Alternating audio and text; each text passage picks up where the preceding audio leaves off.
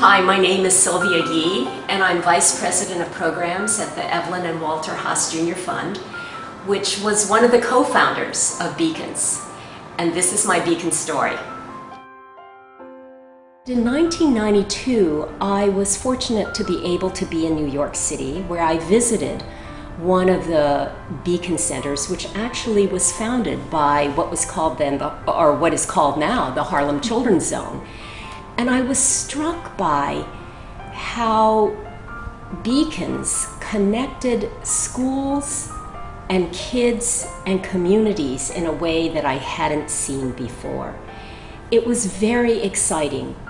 And so the coming together of the importance of the after-school time, along with using schools as real community hubs to promote youth development, was an exciting idea.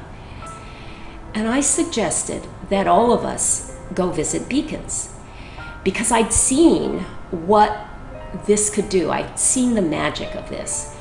And so in 1993, some leaders in the school district, some leaders in the mayor's office, some funders and myself went to New York City to look at Beacons. And I think you could say the rest was just history.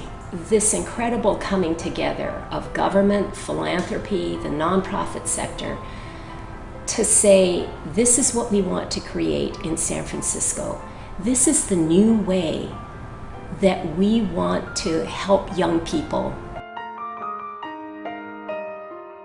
Watching Beacons then grow into 8 neighborhoods, and watching how it ignited kids, where they could write poetry, where they could create videos, where they could learn math and apply it, where they could lead programs themselves. This was all very exciting. You know, Beacons really was at the beginning of the whole youth development movement, where it was about not fixing kids, but offering kids the opportunities to be able to stretch, to ignite their imagination and creativity, to really use their own talents and their voice and leadership in service of their own growth and in service of giving back to the community. So it was at the beginning of this movement, and making that happen in each of the Beacons across the city, and having this vision that it would really be planted in every single major neighborhood where there was kids, that it wasn't just going to be one center, that this was for all of the kids across the city. I think that was an incredibly important decision and development.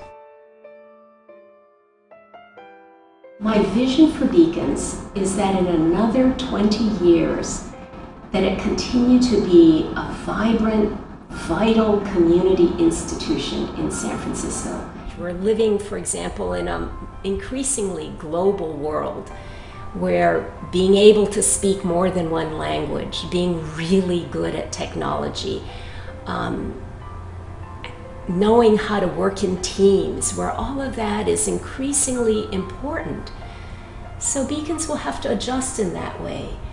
But I would want it to be absolutely the same in terms of how it supports kids, how it supports their development, and its opportunity for expanded learning based in schools as community hubs.